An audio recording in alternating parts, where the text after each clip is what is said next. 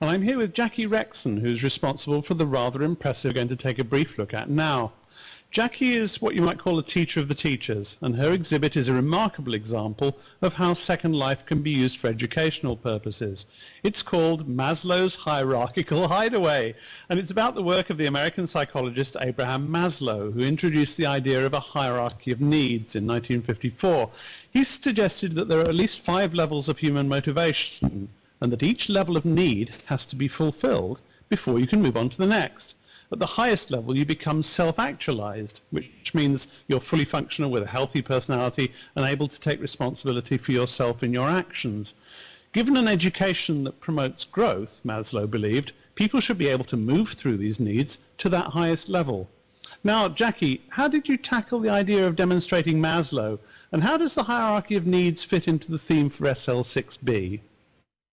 Well, thanks, Elrin and Safia, for having me on today. I really appreciate it. Well, Second Life itself meets the model of Maslow. If you really look at it's the people that have come into Second Life with their creativity, their community, their connectivism. There's a global focus, shareism. So given that this is 800 years in the future, if we keep going in this direction, there'll be global-wide self-actualization, and you and Safia are examples of those, aren't you?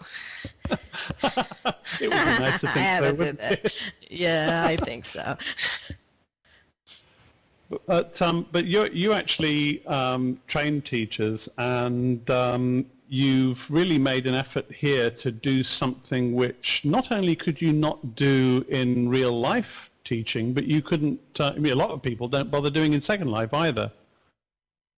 Correct.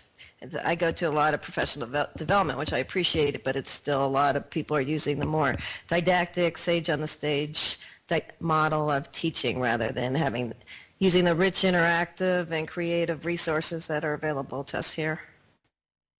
Right. So, for example, I know just looking at any part of this, it's so far beyond your average PowerPoint presentation you can't possibly imagine. And I really encourage people to come down here and go through this because and we're not going to be able to do anything more than scratch the surface of this exhibit today. And for example, there's all these Maslowian metaphors in this place. It's lovely. And tell us about the plant life, for example. Oh, I love your terminology, Maslowian metaphors. Yes, the plant life itself. Well, I like thank you for that. I'll use it. And I like the way you say it too, so you could say it several more times and I'd be happy. Maslowian metaphor. I love it. I love it. I need to have that recorded so when people walk into the exhibit, they hear your voice saying that. But the plant life, as well as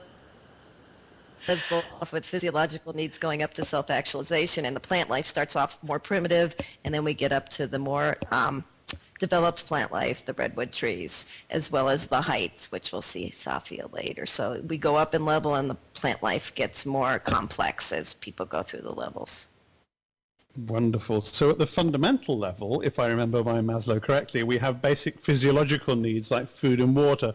Now, from an educational point of view, I would suggest perhaps that we think of, if we're thinking of how we relate students to Maslow, we might think in terms of the fact that if students are cold or physically uncomfortable, they'll focus on that and won't learn very much at all. And then Jackie and I, you and I are here on the second level, which is about safety and security. And we appear to have a set of building blocks here. How does this work, Jackie? That's correct. I know you had your first try on it when you just got here with the bricks. But what they are is both literally and figuratively building yourself a sense of security. On the baseline there is just a roof over your head. I mean, look at our homeless kids. They definitely have problems learning. But it also includes having a job and knowing that your next meal is coming and that you're protected from the elements. So the bricks itself, the bricks themselves, metaphors for building your own safety needs because they're somewhat individual. But also we're talking about here about the idea of whether you're in danger or not. And I know you've got a huge number of external links that go from different parts of the site to external resources, other internal resources. I can see there's panels around here which link to different places. And one of them that I thought was particularly interesting is this link to Toxtown behind me. Perhaps you can tell us a bit about that.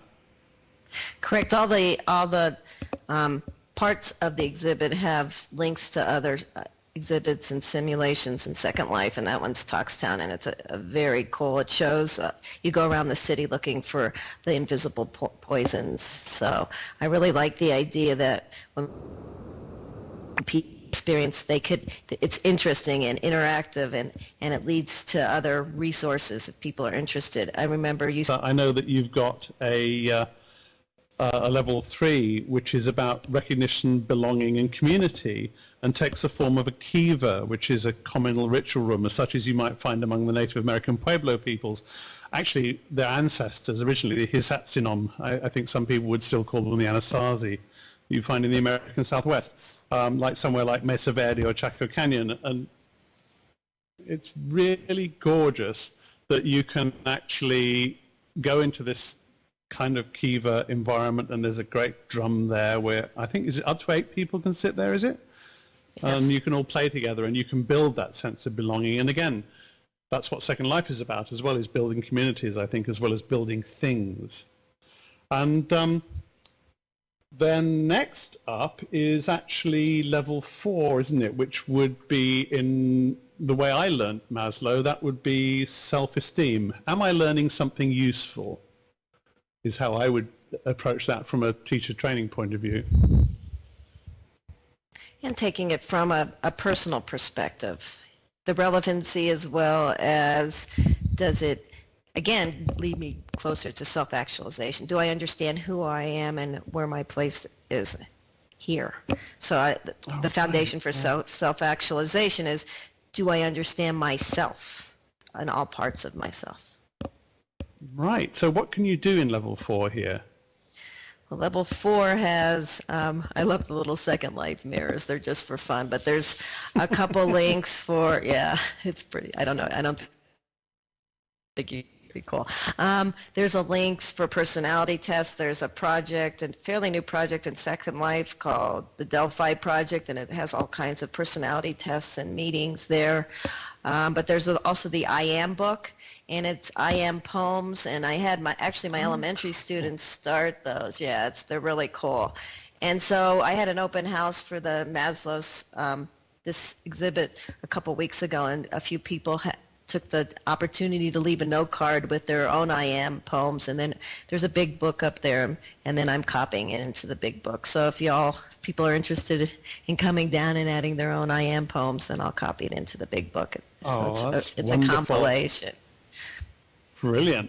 Now I think Safia, of course, being the person she is, has already skipped ahead to the higher levels. Where are you, Safia? You missed out on the foundational levels. You came born in the world at a higher level, Safia. Yeah, right.